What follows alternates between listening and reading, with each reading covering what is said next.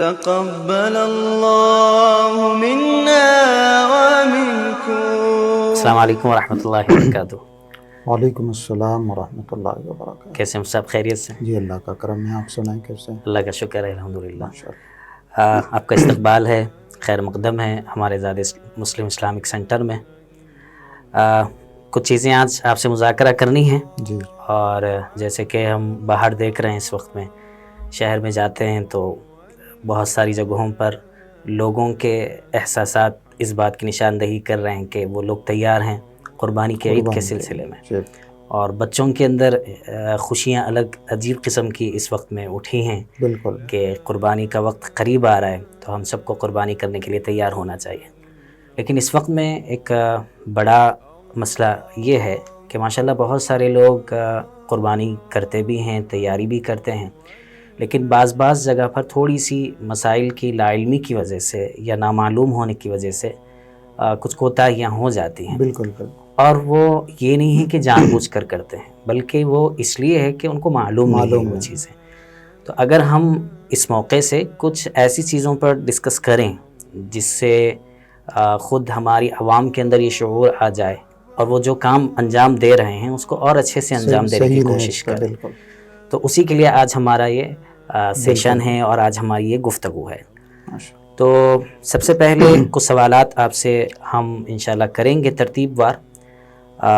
پہلے تو میں یہ جاننا چاہوں گا آپ سے کہ عشرہ ذی الحجہ، یعنی یہ جو ذی الحجہ کے 10 دن ہیں جس میں عنقریب ہم لوگ انٹر ہونے والے ہیں، جی. اس سلسلے میں قرآن و حدیث کے اندر اس کی کیا فضیلت آئی ہے تاکہ ہم اس کو صحیح طور پر جان سکیں. بہت اچھا سوال ہے مفتی عثمان صاحب آپ کا.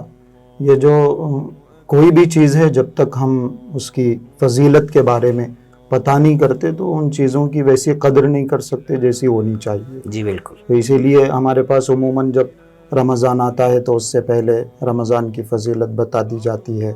قرآن کریم سے متعلق کوئی پروگرام ہوتا ہے تو اس سے پہلے قرآن کریم کی فضیلت. تو جب تک کسی چیز کی عظمت پتہ نہیں چلتی تو ان دنوں کی ناقدری ہو جاتی ہے یا ان راتوں کی ناقدری ہو جاتی ہے، ان چیزوں کی ناقدری ہو جاتی ہے. بالکل. جیسے یہ جو ذی الحج کا مہینہ ہے بہت قیمتی مہینہ ہے اور بہت قیمتی دن، قیمتی راتیں، لیکن بہت سارے لوگوں کو اس کی اہمیت کے بارے میں نہیں پتا. بالکل. صرف یہ پتا کہ بھئی اس کے اندر ایک قربانی کی عید ہوتی ہے، یہ پتا کہ بھئی حج کا ایک عمل ہوتا ہے، لیکن ان راتوں کی اہمیت کیا ہے، بالکل ان دنوں کی اہمیت کیا ہے یہ نہیں مان. جی. حالانکہ آپ اگر دیکھیں گے قرآن کریم میں ایک سورہ ہے سورۃ الفجر، اس کی دوسری آیت ہے جس کے اندر اللہ رب العزت نے 10 راتوں کی قسم کھائی. بالکل. والفجر ولیال عشر. جی. اور مفسرین کرام نے لکھی ہے یہ بات کہ یہاں 10 راتوں سے مراد یہی ذی الحج کی 10 راتیں. اچھا ماشاءاللہ. اور جب اللہ پاک کو ضرورت نہیں ہے کسی چیز کی قسم کھانے کی، اہمیت بتانی ہو، کسی چیز کو تھوڑے سے کانفیڈنس کے ساتھ بولنا ہو تو ہمیں ضرورت پڑتی ہے قسم کھانے کی. جی. اللہ پاک کو کوئی ضرورت نہیں ہے. صحیح. لیکن اللہ پاک نے اگر قسم کھائی ہے تو اس کا مطلب یہ ہے کہ اس چیز کی ویلیو بہت زیادہ ہے. جی بالکل. اس کی عظمت بہت زیادہ ہے. مفسرین کرام یہ بات بھی خاص طور سے لکھتے ہیں کہ جہاں اللہ پاک نے کسی چیز کی قسم کھا لی تو اس کا مطلب یہ ہے کہ اللہ پاک اس کی عظمت کو، اس کی حرمت کو بتانا چاہتے ہیں، اس کی ویلیو کو بتانا چاہتے ہیں. تو اللہ پاک نے قسم کھائی ان 10 راتوں کی. اس کا مطلب یہ ہے کہ یہ جو 10 راتیں ہیں ذی الحج کی شروع کی، بہت زیادہ ویلیبل راتیں ہیں، بہت قدر و قیمت والی راتیں ہیں. اس لیے ان کی ویلیو کو سمجھنا چاہیے اور ان کا جو ان راتوں میں، ان دنوں میں عبادات زیادہ سے زیادہ کرنا، نیک اعمال زیادہ سے زیادہ کرنا. کیونکہ روایت میں بھی آتا ہے، وہ غالباً ترمذی شریف کی روایت ہے، حضرت ابن عباس رضی اللہ عنہما سے یہ روایت منقول ہے.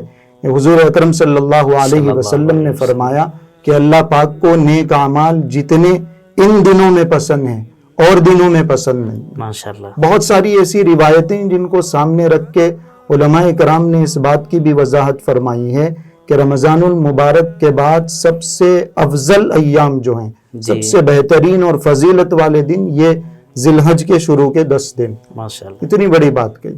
تو ان دنوں کی اہمیت کو سمجھنا اور اس کی عظمت کا احساس اپنے دل میں پیدا.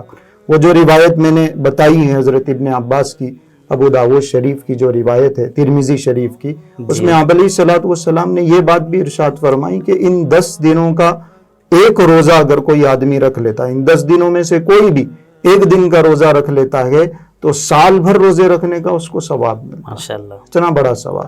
اور یہ بھی روایت میں آتا ہے، آپ علیہ الصلوۃ والسلام نے اسی روایت میں بات ارشاد فرمائی کہ اگر کوئی آدمی ان 10 راتوں میں سے ایک رات جاگ لیتا ہے تو شب قدر میں عبادت کرنے کے برابر اس کو ثواب ملتا ہے۔ ماشاءاللہ اتنی بڑی فضیلتیں، بہت ساری اور بھی روایتیں موجود ہیں، قرآن پاک کی وہ آیت موجود ہے۔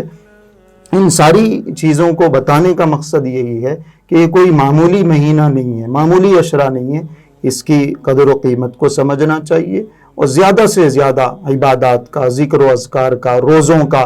حضور اکرم صلی اللہ علیہ وسلم کے بارے میں روایات میں آتا ہے کہ آپ علیہ الصلوۃ والسلام کبھی کبھی ذی الحج کے ان پورے 9 دنوں کا روزہ رکھا کرتے ہیں۔ اچھا تو اس کے لیے اہتمام کرنا چاہیے، جتنے ہم سے ہو سکتے ہوں، ایک روزے کا اہتمام ہو، پورے 9 روزوں کا ہو، 5 روزوں کا ہو، زیادہ سے زیادہ قرآن کریم کی تلاوت کرنا اور اعمال خیر، نیکی کے، بھلائی کے کام زیادہ سے زیادہ انجام دینے کی کوشش کریں۔ بالکل صحیح، جیسے کہ آپ نے بھی بہت اچھی بات یہ بتائی کہ جب تک کہ کسی چیز کے بارے میں اس کی ویلیو نہیں معلوم ہوتی اس وقت تک اس سے صحیح استفادہ یا فائدہ نہیں اٹھایا جا سکتا۔ اور واقعتاً ہم دیکھتے ہیں معاشرے کے اندر کہ قربانی کی عید آتی ہے تو بس یہ سمجھتے ہیں کہ اسے ایک دن قربانی کرنی ہے اور اس کے بعد سب فارغ ہو گئے، حالانکہ ایسا نہیں ہے، بلکہ جیسے کہ آپ نے قرآن اور حدیث کے حوالے سے دونوں چیزوں سے آپ نے بہت اچھے انداز میں بات بتائی کہ اس کے 10 دنوں کی کیا فضیلت ہے اور ایام کی کیا فضیلت ہے، اس میں کیسے خیر کے اعمال کرنے چاہیے۔ اس میں ایک چھوٹا سا اسی پہلے سوال سے متعلق ایک